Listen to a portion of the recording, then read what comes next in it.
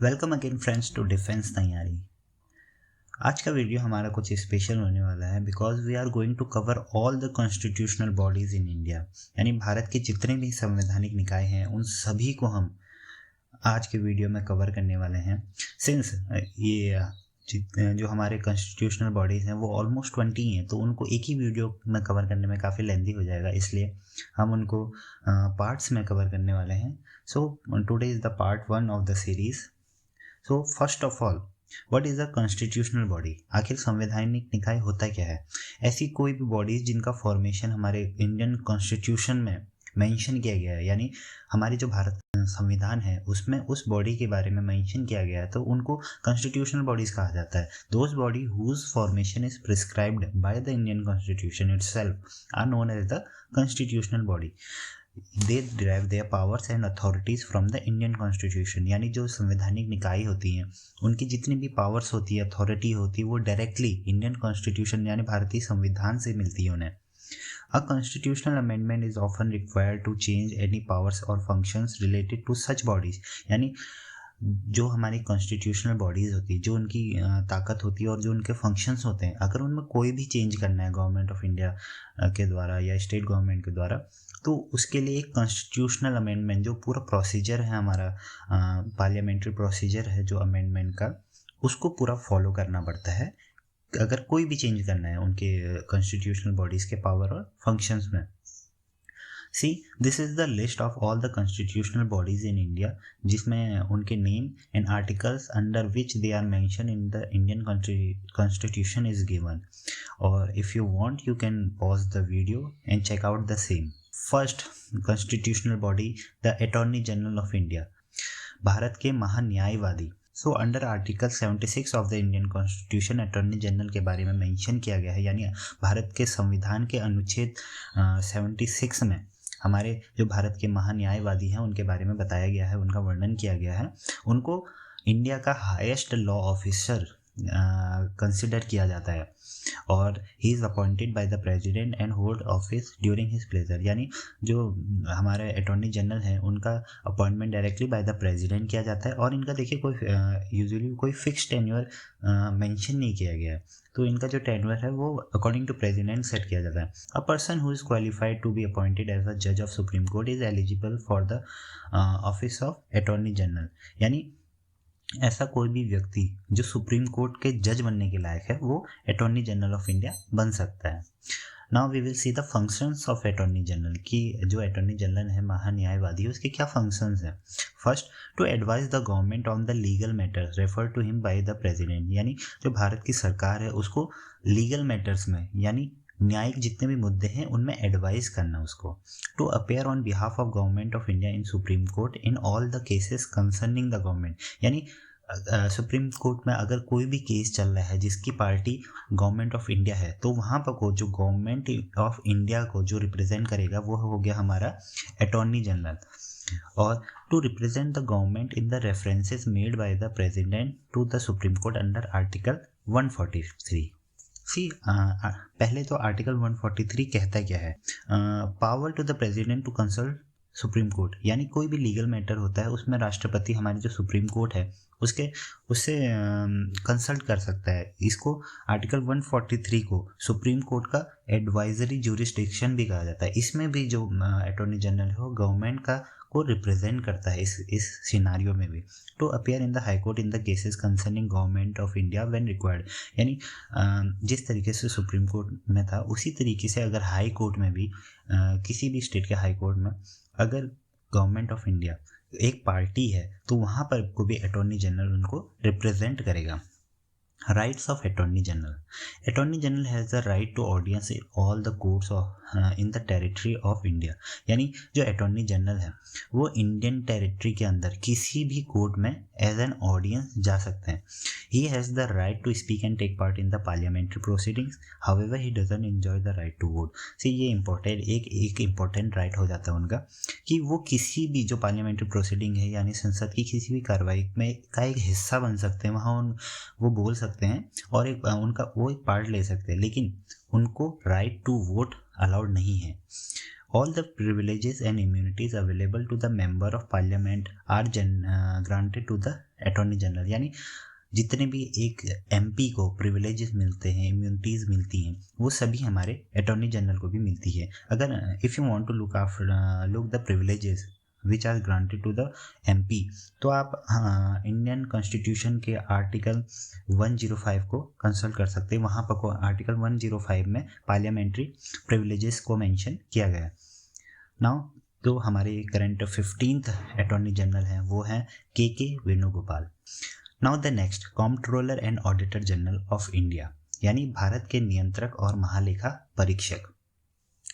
Same article अनुच्छेद 148 of the Indian constitution इनके बारे में बताया गया है। ये एक इंडिपेंडेंट ऑफिस होल्ड करते हैं, ठीक है। तो जो कैग है उनको कंसिडर किया जाता है as a guardian of public purse. President of India appoints the CAG by a warrant under his hand and seal, यानी प्रेसिडेंट अपॉइंट करते हैं सीएजी को। He holds office for a period of 6 years or up to the age of 65 years, whichever is earlier. CAG can be removed from his office in the same manner as the judge of the Supreme Court. यानी जिस तरीके से एक जज को supreme court के उनको हटाने की जो प्रक्रिया है, सेम प्रोसीजर CAG को हटाने के लिए भी है। Now the CAG is provided with the security of tenure. जो हमारा CAG है उनको एक सिक्योरिटी मिली है उनके टेन्योर में, यानी ऐसा नहीं है कि जिस तरीके से हमने बात करी थी कि वो 6 years के लिए अपॉइंट किया जाता है, तो सेम गवर्नमेंट ऑफ इंडिया या कोई भी अदर गवर्नमेंट बॉडी उनको ऐसे CAG को हटा नहीं सकती बीच टेन्योर में। उनको हटाने का एक पूरा इम्पीचमेंट प्रोसेस है, जो पार्लियामेंट्री प्रोसेस है, पूरा का पूरा वो फॉलो करना पड़ता है। एंड एट लास्ट जो प्रेसिडेंट हमारे इंडिया के जो प्रेसिडेंट है वो ऑर्डर देके CAG को हटा सकते हैं। His rights can not be altered to his disadvantage after his appointment होने के बाद उनके जितने भी राइट्स हैं उनको ऑल्टर नहीं किया जा सकता है। All the expenses of the office of CAG are charged on the Consolidated Fund of India. His salary is equal to that of the जज ऑफ द सुप्रीम कोर्ट, यानी जो उनकी सैलरी है CAG की वो इक्वल होती है supreme court के जज के बराबर, जो कि है 2.5 lakh.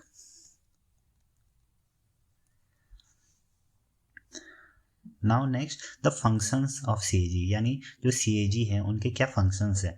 The duties and powers of the CAG are mentioned in Article 149 of the Constitution. All the accounts related to the expenses from the Consolidated Fund of India, Consolidated Fund of the States and Union Territories are audited by the CAG. See, first of all, consolidated Fund of India होता क्या है। देखिए, जो consolidated Fund of India है उसको article 266(1) में mention किया गया है। देखिए, जो कंसोलिडेटेड फंड है वो है account of revenue the government of India receive, यानी जितना भी पैसा गवर्नमेंट ऑफ इंडिया रिसीव करती है इनकम टैक्स के द्वारा, कस्टम्स के द्वारा या सेंट्रल एक्साइज के द्वारा, वो सभी का सभी कंसोलिडेटेड फंड ऑफ इंडिया में मेंशन है, यानी वो उस अकाउंट में वो रेवेन्यू होता है। तो जितना भी कंसोलिडेटेड फंड ऑफ इंडिया है, consolidated Fund of states and union territories है, उसको पूरा का पूरा ऑडिट कौन करता है? CAG। ऑडिट मतलब होता है कि हिसाब किताब जितना भी होना होता है या जितना भी एग्जामिनेशन ऑफ फाइनेंशियल इंफॉर्मेशन है उसको बोलते हैं ऑडिट। तो जितना भी जो हम कॉमन लैंग्वेज में बोलते हैं हिसाब किताब जितना भी होता है वो हमारा CAG करता है। Also the expenditure from contingency fund and public accounts of India and states are also audited by the CAG, यानी जो CAG है वो कंटिजेंसी फंड और पब्लिक अकाउंट्स को भी ऑडिट करता है। The net proceedings the net proceeds of any tax or duty are ascertained and certified by the CAG. CAG acts as a guide, friend and philosopher of the Public Accounts Committee। जो हमारी PAC है यानी public accounts committee है, ये एक parliamentary committee है, उसको भी गाइड करता है हमारा CAG। All the receipts and expenditure of bodies financed from the central or state revenue are also audited by the CAG, यानी जितना भी रिसिप्ट मतलब कमाई और खर्चा जितना भी होता है उन सभी बॉडीज़ का जिनको या तो सेंट्रल या तो स्टेट गवर्नमेंट फाइनेंस करती है, उनका भी जितना लेखा जोखा है ऑडिट है वो हमारा CAG करता है। The audits of any other bodies as and when requested by the president और governor are audited by the CAG, यानी जो कोई भी अदर बॉडीज़ हैं जिनको प्रेसिडेंट और गवर्नर रिक्वेस्ट करते हैं हमारे CAG को ऑडिट करने के लिए, तो उनका भी पूरा लेखा जोखा हमारे CAG वहाँ पर को तैयार करते हैं। 3 reports are submitted by CAG to the president. They are यानी जो 3 रिपोर्ट हमारे CAG हैं वो 3 रिपोर्ट सबमिट करते हैं प्रेसिडेंट को। फर्स्ट है audit report on appropriation account, audit report on finance accounts, और थर्ड है audit report on public undertaking. See first audit report on appropriation account. Appropriation account क्या है?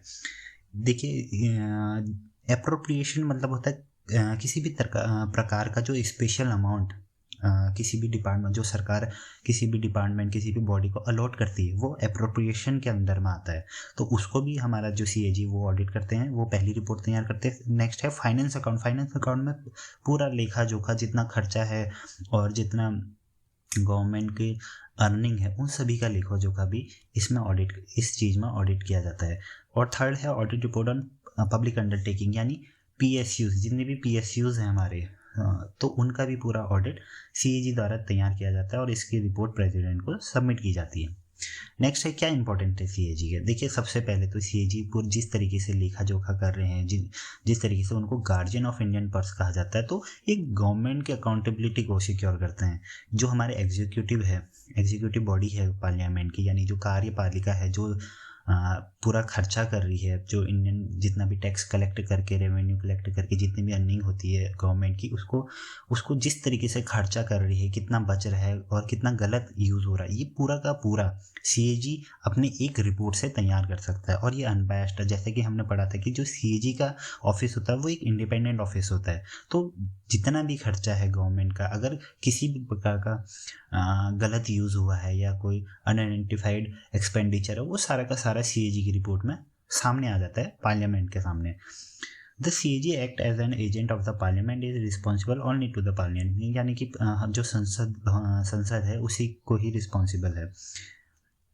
Along with legal and regulatory audits, CAG also conducts proprietary audits also, यानी legal और regulatory के अलावा proprietary audits जितने भी होते हैं वो भी हमारे CAG द्वारा कंडक्ट किए जाते हैं।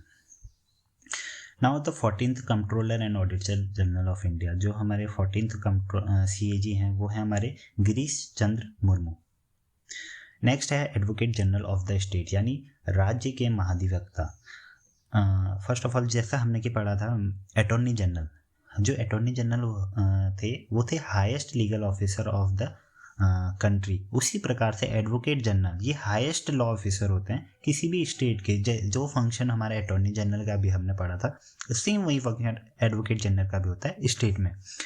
ये अनुच्छेद 165 के अंदर भारतीय संविधान में इनके बारे में बताया गया है। The Advocate general is appointed by the governor, यानी जो राज्यपाल है किसी भी राज्य का वो उनको अपॉइंट करता है। President qualified to be appointed as a जज of High Court is eligible for the office of the Advocate General, यानी कोई भी ऐसा इंसान जो हाई कोर्ट के जज बनने के लिए क्वालिफाइड है वो एडवोकेट जनरल बन सकता है। नेक्स्ट है duties and rights of advocate general, to advise the government of the state on the matter refer to him by the governor, to discharge those function conferred upon him by the Constitution of India. He has the right to speak and take part in the proceedings of both the houses of the state legislature. However, he doesn't enjoy the right to vote. Same as like Attorney General. जिस तरीके से हमारा Attorney General के functions थे, rights थे, same function and duties होते हैं हमारे Advocate General के state level पे। Same वो गवर्नमेंट, जो state government है उसको advise करता है, उसको represent करता है, और जो उसकी duties हैं same वही perform करता है, same like अटॉर्नी जनरल। और ये भी किसी जो स्टेट लेजिस्लेचर है उसका किसी में भी पार्ट ले सकता है वहाँ पर को, लेकिन वोटिंग राइट इसको भी नहीं होता है। So not making the video too lengthy, that's all for part 1 of the constitutional bodies in India. We will continue the same in the part 2, so stay tuned with the channel Defense Taiyari and we will see you soon. Till then, Jai Hind.